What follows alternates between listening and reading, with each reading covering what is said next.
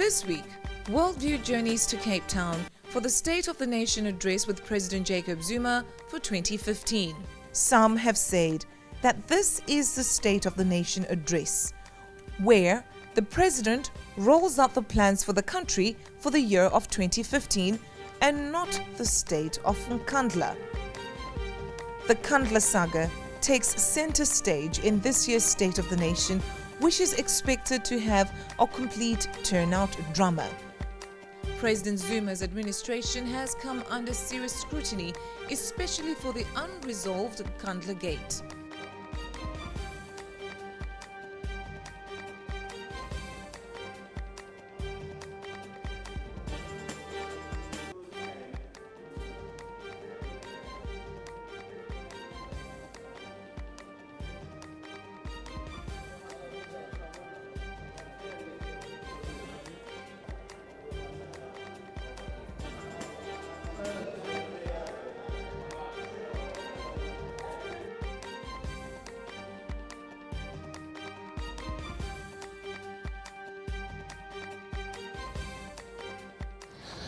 And now accreditation is completed. It is time to show our worldview on the State of the Nation Address 2015 in Cape Town.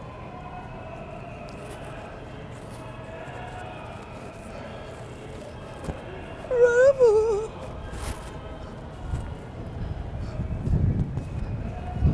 We also speak to EFF party members as they vow to disrupt this year's State of the Nation Address, which promises to turn out dramatic. Okay, now your party has been accused of planning to disrupt the State of the Nation address. Hence, we see a lot of changes in this year's security and accreditation. Is it true or is it false that you are actually planning on disrupting the Parliament? No. I mean, the State of the Nation address. No, as far as we're concerned, Parliament has been disrupted, or it has fallen apart, not because of the EFF, but because of the inability of the Speaker to administer her duties in the best interest of the entire House. She has been partisan, and we can't accept partisan rulings.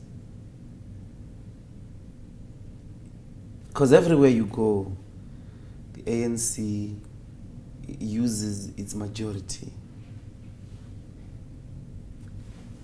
in the committees, everywhere. They don't debate, they vote. So even if you wanted to challenge the Speaker in a different fora, like in the Rules Committee, it's them again there in their majority, not appealing to reason. You end up spending lots of money to going to court on every single ruling. No, you can't. Mm-hmm. So you do what, again, the Constitution allows you to do. Mm-hmm.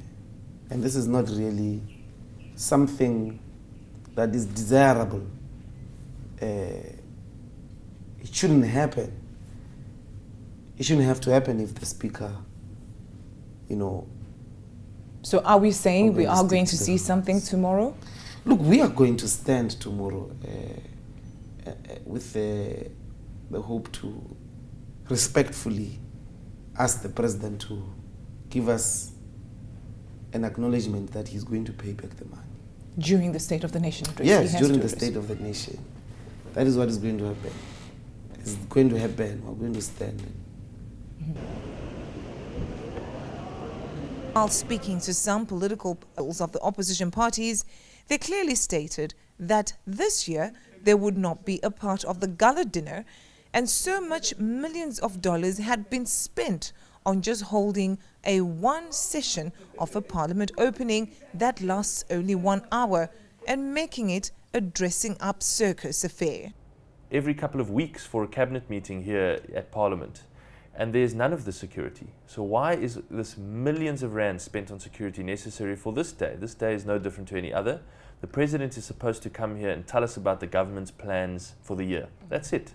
It's not supposed to be a day filled with extravagance and luxury and excess when South Africans are suffering. It's not supposed to cost 9, 10 million rand for all of this when South Africans are starving and the economy is in the dumps. It's unacceptable. It is excess on a grand scale, and that is why we have decided this year that we're not going to take part in any of those unnecessary luxuries. That includes the gala dinner? The gala dinner, which costs millions of rands. We're not going to be partaking in it at all. There's nothing that South Africa has to celebrate in 2015. Our country is in a tough spot, and we would like our government to show that, and to show that they have some sympathy with the people and what the people are going through at the moment. Every year, SONA is getting more and more expensive. Let's remind ourselves what SONA is actually. I think we've made it a fashion show, we've made it this extravagant dinner for 1,700 guests, we've made it, the ceremony has gone far beyond even what President Nelson Mandela had. This thing that is going on in government, where people are taking money for themselves and their families and all of this, is a disaster for everybody, including themselves. President Thabo Mbeki, I believe, has just released a report of a study of the United Nations that they've been doing. And that shows how much countries of Africa are losing huge resources because of those who run these countries taking portions of money out of Africa and leaving the people with nothing, including our country, by the way. Now, this will in due course, this will become public knowledge. And the peoples of the countries of Africa, including this country, will be merciless, I suspect, when they deal with those who have betrayed their trust and their hopes. 25 years on into a democratic Republic of South Africa. And of course, today being the 11th of February, in commemoration with the anniversary of the release from prison of the late great former President Nelson Mandela. South Africa awaits the much anticipated State of the Nation Address 2015 by President Jacob Zuma. This one is expected to turn out to be a dramatic one. The EFF has vowed and threatened to disrupt the president's speech, which is tomorrow, saying that issues and concerns that have been raised repeatedly have not been appropriately attended to. Issues like poor delivery services, lack of basic good education, corruption within the ANC administration, and a whole lot more. We spoke to some opposition party political officials who have also raised the same concerns and say that this State of the Nation address is absolutely nothing to look forward to because the president will bring on his narrative say of, and I quote, "We have a good story to tell," which never materializes into something tangible. When we came to power, we agreed, led by President Mandela, that we should get rid of the national debt or reduce it significantly so that we release the resources so that we can address the needs of the people of the country. That's right. The president is still subject to the law. Certainly if they're going to spend taxpayers' money in building a project that is to his personal benefit, particularly to the obscene amounts of 256 million rand. So we're going to stand tomorrow and ask President Jacob Zuma to basically answer the question, when are you going to pay back the money? Look at the institutions. SARS is in a mess. That's right. Almost everybody now there is acting, I think. The Hawks disaster. You can think about NPA acting. Everybody is acting. Everybody is acting. When everybody is acting, this and that one is acting, and this one is acting, and that one is acting, and so on, you can tell them what to do. They have to do what you say they must do, because they can't say, I've got the power to do that. we wanted it to be clear that President Zuma must account to the people. And we have a legitimate case to say he's running away from Parliament because he's hiding responsibility. But I think also we mustn't deny the fact that the only issue in this country is about Nkandla. There are many other issues. We had challenges with the National Prosecuting Authority. We have challenges now with the Hawks, with or the Priority Investigative Unit, as the Hawks are technically known as, and ultimately in other institutions of government. And President Zuma, a collapsed parliament will mean that accountability lessens for his executive, which suits him. So ultimately that unhealthy triangle between the executive, Luthuli House, and the presidency is a challenge because it is a serious assault on the constitutional arrangements that South Africa have adopted when it came to 1994. Now we come here, and our children, what does he do with our children? First of all, he says he doesn't like clever boys and clever girls and all of that. I asked Mr. Zimande. If you don't like clever boys and clever girls, nations you have to compete with come to you with their geniuses, not just geniuses, well-trained and all of that. You have to compete with them. And you come with the least capable of your people. Children will look back to their youth when they're adults. They will understand what terrible betrayal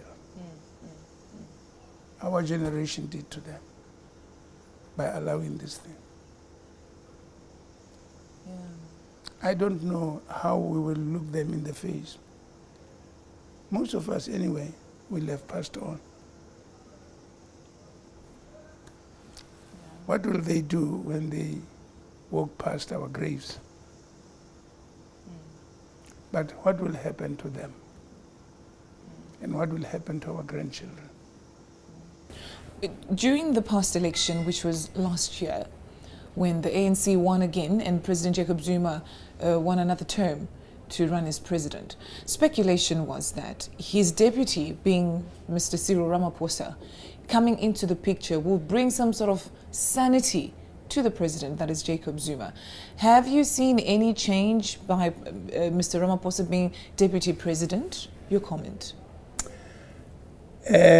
I don't know why people expected Mr. Ramaphosa to commit a miracle. President Zuma had Deputy President Khalema. At the end of that term, he walked away. He had the Minister of Finance, Pravin Gordhan. At the end of that term, he walked away. I've already indicated some of the trends from there. By this time, the state was replete with corrupt elements and corruption everywhere. Now, by what miracle could he transform a culture that had evolved now in which every time somebody was caught stealing money, exposed for this maladministration or the other, they were actually getting promoted. Now, what is it that Mr. Ramaphosa could do about getting rid of that? I grew up in the countryside of the Free State, and we grew maize and other plants. If you plant corn, if you plant maize in a field that's full of weeds, I can guarantee you, because the weeds are the majority, they will suffocate it out. There's nothing that's changed. Frankly, there's nothing. I seen him try to make some suggestion of maybe this or the other. As immediate suppression. Even when he was trying to talk to the opposition parties about possibility of finding return to the regulations of parliament and all of that and so on, right inside the party, inside the ANC.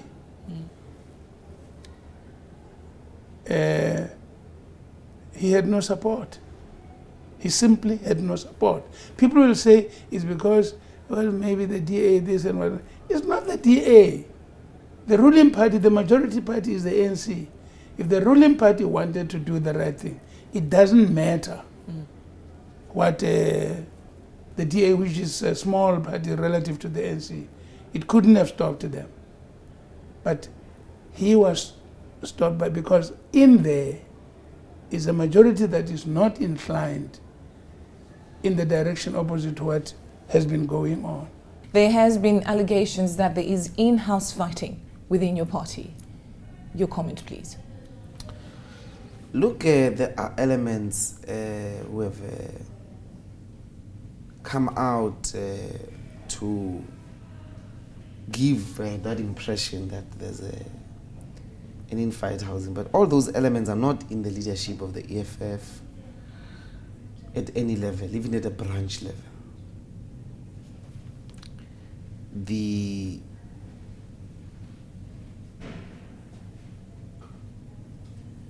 It's a test of all revolutionary organizations. It's a test that we must pass. The significant membership of the EFF, large majority, in fact, stands behind the leadership of the EFF. And we are not worried about people who disagree with this and that. We think we shouldn't be distracted from tomorrow. And we think part of the foolishness of the whole thing is to try and defocus us. We're not going to be defocused. Any party, even a church, people disagree. There are disagreements everywhere, but these ones are being blown out of proportions. Why? Because we must be distracted from what we want to do tomorrow. We won't be distracted. President Zuma must pay back the money. And as Parliament, we need to have teeth.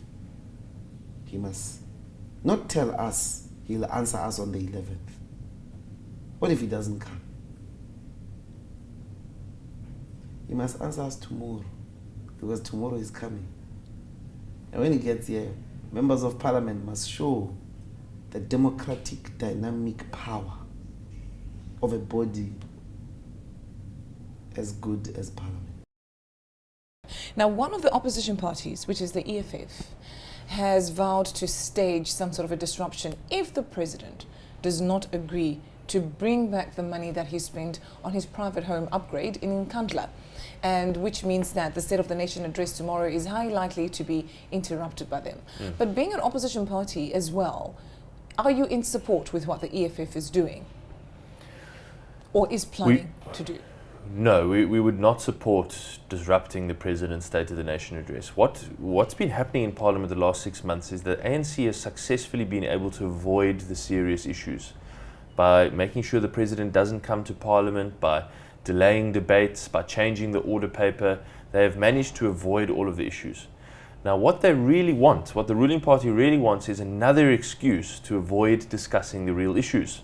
So what we want is for Parliament to be able to debate unemployment, job creation, the power crisis, the nuclear deal, and included in that also the scandals that surround the President himself. But we do not want Parliament to be continuously disrupted so that we can never get to debate those things, because Parliament keeps being disrupted and delayed. So what we want is, we really want to have a State of the Nation where the President stands up, makes his speech, and then in the days that follow, we can have an opportunity to really engage with him very vigorously in the question and answer on what that speech said and what he has promised to do. And that's not going to happen if it keeps being disrupted. The key question of whether Parliament and the President failed to fulfill their constitutional obligation to ensure accountability, a response to the questions in the Parliament question and answer segment, and the openness on the issues of the Nkandla affair, as the opposition parties contend, has yet to be decided by the Constitutional Court. So the issue is still in something of a legal limbo. So you have requested President Jacob Zuma to address Parliament and answer some oral questions. And you have sent this request to the Speaker of Parliament. Has that request been granted? See, we requested that President Zuma comply with the rule of law. We asked him to comply with the constitutional provision that says that him and his executive are accountable to Parliament. That in fact, thirdly after that, there's rules, Rule 111 of the National Assembly, in fact makes it crystal clear that the President must appear once every term in the parliamentary year. Now, President Zuma only appeared once last year and didn't complete the question session. I mean, even that is still insufficient to hold the President accountable, but at least he must fulfill that mandate. And therefore, we wanted to say that we wrote to the Speaker and requested her that she gives us 5 dates, one being to complete last year's functions and the other 4 being the catch-up for this year.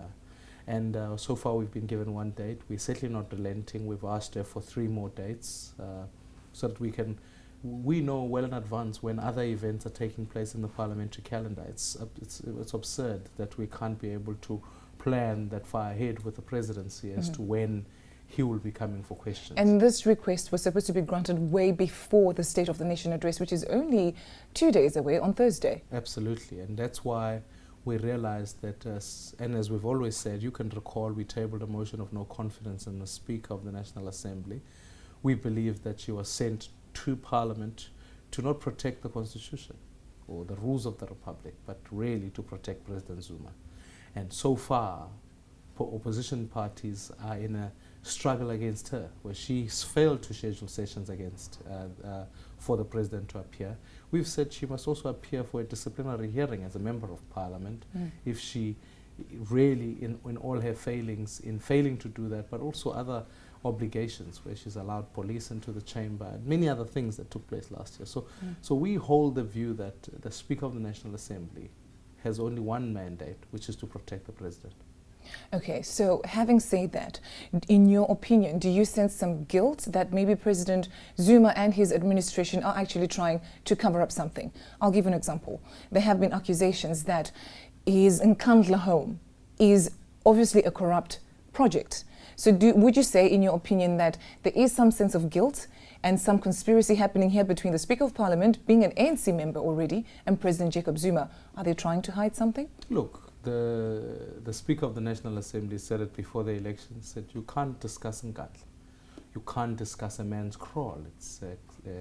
And she cited a cultural practice that says you can't do that. Now we hold the view that the President is still subject to the law. Certainly if they're going to spend taxpayers' money in building a project that is to his personal benefit, particularly to the obscene amounts of 256 million rands. So we wanted it to be clear that President Zuma must account to the people, and we have a legitimate case to say he's running away from Parliament because he's hiding responsibility.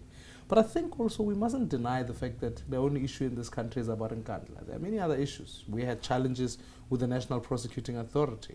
We have challenges now with the Hawks, with or the Priority Investigative Unit, as the Hawks are technically known as, and ultimately in other institutions of government. And President Zuma, a collapsed parliament will mean that accountability lessens for his executive, which suits him. So ultimately that unhealthy triangle between the executive, Luthuli House, and the presidency is a challenge because it is a serious assault on the constitutional arrangements that South Africa have adopted when it came to 1994, because you can't have Parliament being dictated to by the executive. The President has no right to be able to say Parliament will do this or do that. So is there any chance of possibly resolving all these problems? Is there also a possible chance that the Speaker of Parliament can actually be changed? We would hope so, because we believe that she has, I mean, it's not my opinion only. The Deputy President of the ANC stood up in public and said the rules of Parliament were not being applied fairly. And they must be, implying that the speakers were not doing a good job. So that's his view. Our view is to say we don't think she's fit. She's the third highest ranking of person in the ANC, certainly in the National Management Committee. How do you then, with any legitimacy, be able to apply the rules fairly in this instance? We don't argue that someone must come from a political party, But that she's be that high, it means that she has a caucus with the ANC, her focus in executing and protecting her colleagues who are in leadership. So we will put as much pressure on her to resign if she believes that she's not doing. She's clearly, Parliament is falling apart, and like any, to use a footballing analogy, when a football match collapses, you don't suddenly blame the players, you blame the referee, and the Speaker is a key person in that. Join me next week on Worldview as we analyse the pandemonium in Parliament at the 8th State of the Nation address in South Africa.